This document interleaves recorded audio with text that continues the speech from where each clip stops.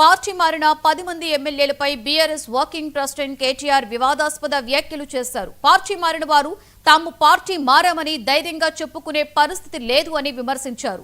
10 మంది ఎమ్మెల్యేలు తమ పార్టీలో చేరారని ఇటీవల పీసీసీ చీఫ్ మహేష్ కుమార్ గౌడ్ ఓ టీవీ ఇంటర్వ్యూలో స్పష్టంగా చెప్పారన్నారు. పీసీసీ చీఫ్ నేరారంగీకారం చేశాక ఆ 10 మంది ఎమ్మెల్యేలపై వేటు వేయడానికి స్పీకర్కు మొహమాటం ఎందుకని ప్రశ్నించారు. కాంగ్రెస్ పార్టీ ప్రజలు మీడియా కోర్టులతో చిలిపి ఆటలాడి తప్పించుకోవాలనే ధోరణితో వ్యవహరిస్తున్నారని మండిపడ్డారు. ప్రదేశ్ కాంగ్రెస్ కమిటీ అధ్యక్షుడు మహేష్ కుమార్ గౌడ్ గారు అవును ఆ 10 మంది మా పార్టీలో చేరినారు అని స్పష్టంగా చెప్పారు.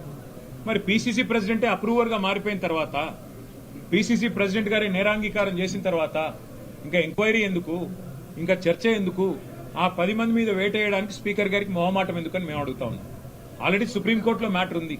ఇవాళ కాంగ్రెస్ నాయకత్వం ఏమనుకుంటున్నది అంటే ప్రజలను, మీడియాను, కోర్టులను కూడా, న్యాయ వ్యవస్థను కూడా చిన్న చూపు చూస్తూ మేమేదో వీళ్ళతోని కొన్ని చిలిపి ఆటలు ఆడి ఏదో తప్పించుకోవచ్చు అన్న ధోరణిలో వ్యవహారం చేస్తూ ఉన్నారు.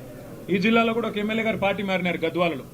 మరి వారు ఏ పార్టీలో ఉన్నారంటే చాలా విచిత్రమైన పరిస్థితి. ఎట్లా ఉందంటే ఇవాళ